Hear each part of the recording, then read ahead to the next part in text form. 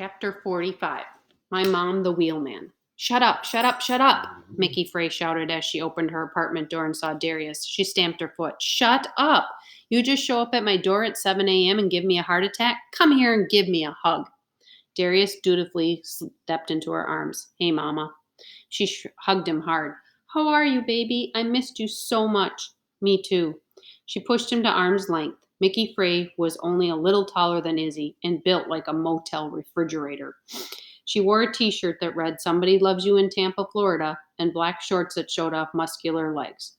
Her toenails were bright purple. She stepped back and smacked Darius on the shoulder. Wait 1 second. What are you doing here?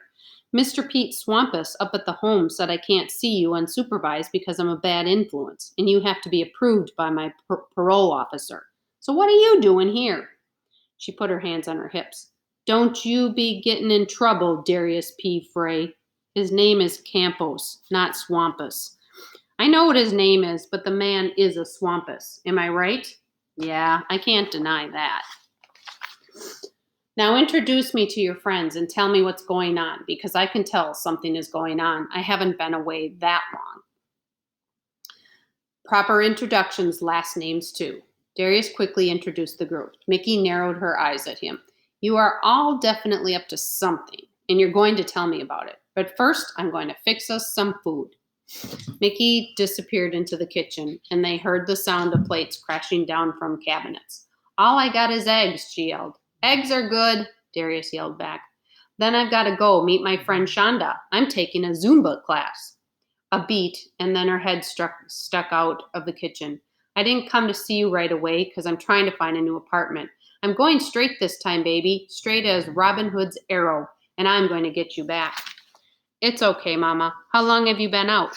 Less than a month. You staying here? Because you can. You can sleep on the couch.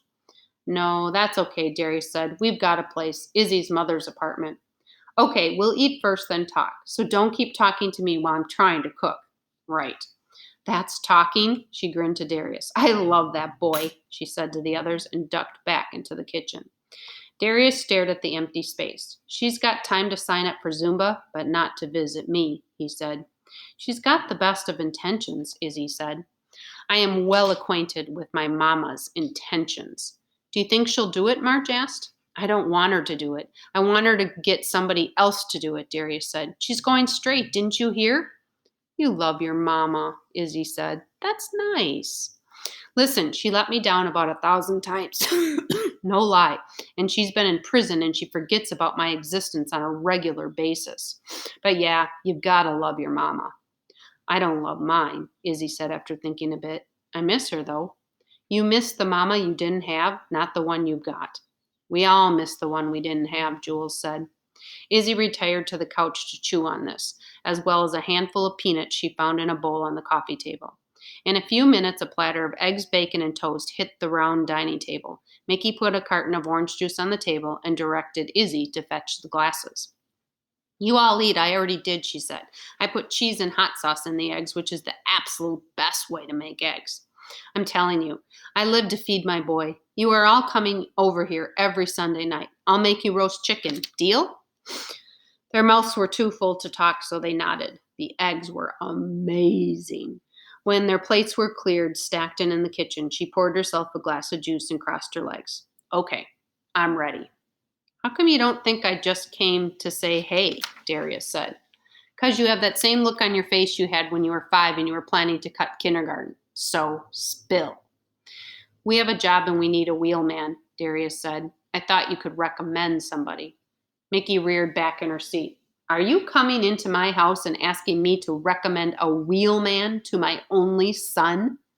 Well, where else am I going to go? Darius asked. You're sitting there telling me that you're going to break the law. Not really. Not really. We just want to get back what somebody stole from us. That's all. That's still stealing. Okay, Darius said. I'm just saying this guy isn't about to call the police on us. And the name of this thief? Oscar Ford. Mickey's expression darkened. Sweet face Ford? Nasty guy. Yeah. Mickey let this sink in. She moved her lips as though she were chewing on something. So, can you recommend somebody? Somebody? You know I'm the best. So we need second best. Let me get this straight, Mickey said. My own son comes to me about to pull a job, but he wants a second best wheelman. So what I'm asking myself is exactly how dumb is my son asking for second best? You just got out, Mama, Darius said, and you said you're going straight as Robin Hood's arrow. So I let my son get a second best wheelman? Who planned the job? I'm not in unless I know the plan. Excuse me. Everyone looked at March. Mickey poured herself more juice. Start talking, kid. Chapter 46, Breaking In. Shopping list. Rope, navy coveralls, toolbox, dog food, root beer, Chinese takeout. A silver Lexus? Couldn't you steal something less conspicuous? Darius asked his mother. They sat outside Oscar's apartment that next evening, watching the front of the building. Mickey patted the steering wheel. MD plates, too. Cops won't ticket you if you've got MD plates. And I like this location. If the worst happens, we zip right onto the Holland Tunnel. If not, we take a little spin up the West Side Highway, and I'm home in time for deadliest catch.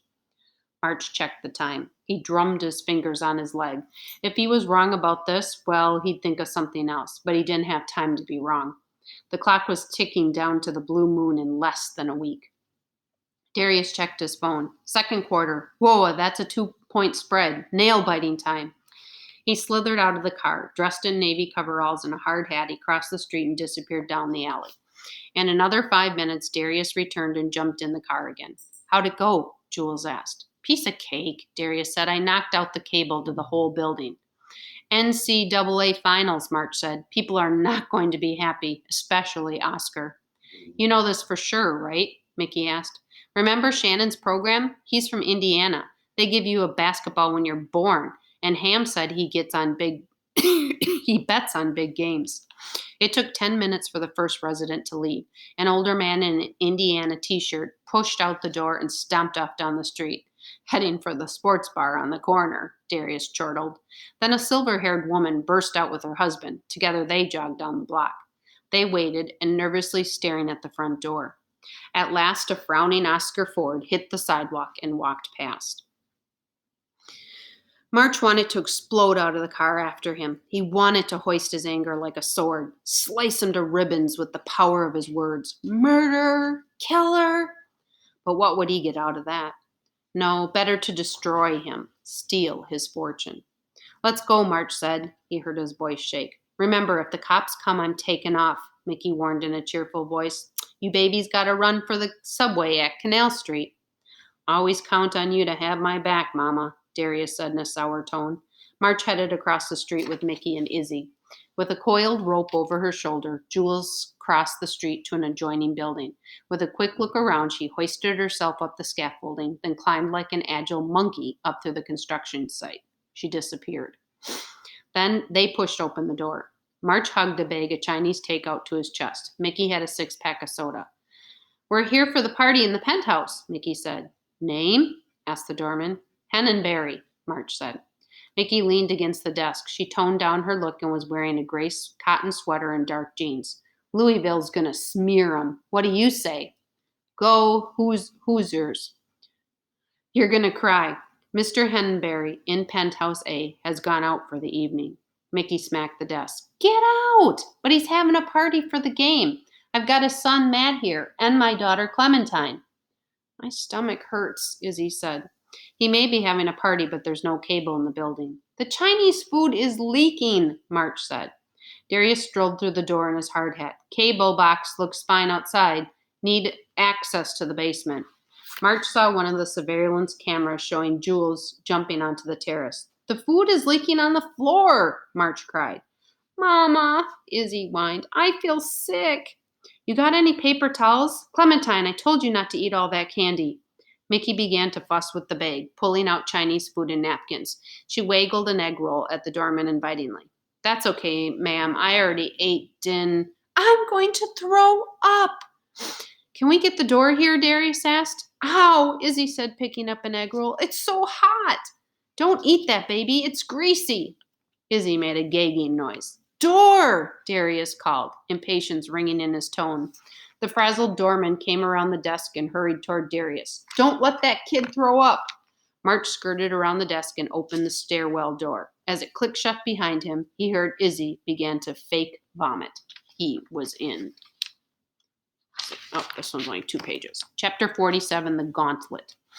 March took the stairs 2 at a time. The apartments were all lofts and double height, and the climb wound around and around. By the time he got to the 7th floor, he was winded. There were only 2 apartments on the floor. He headed toward penthouse A. The door to penthouse B flung open. A woman stuck her head out. Her glasses were pushed on top of her head. She carried a newspaper and a cup of coffee and a small gray dog. "Caught you!" she cried.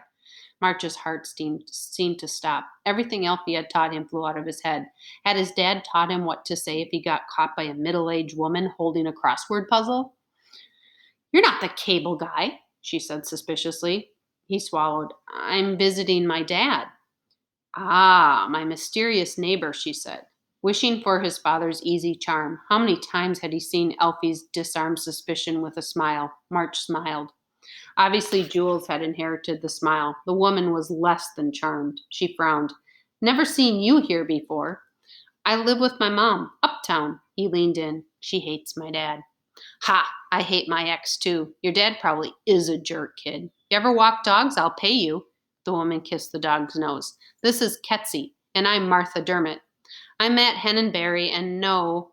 You know what's going on with the cable?" "No clue. Listen, I heard your dad go out a few minutes ago."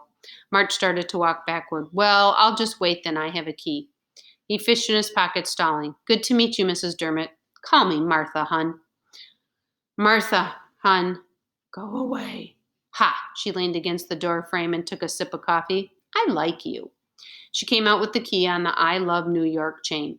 He went toward the knob, fumbling, waiting for her to close the door. He put the key against the lock, and it slid in. The doorknob turned, and the door opened. March blinked away his surprise. He had hoped the key might work, but somehow hadn't expected it to. That's why they'd sent Jules in through the terrace. He waved at Martha Hunn and closed the door behind him.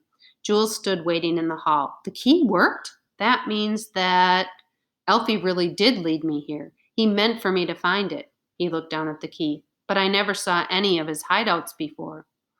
Her mouth wobbled as though she were trying not to cry. "It's not a hideout. Follow me." To be continued again next time. See you later.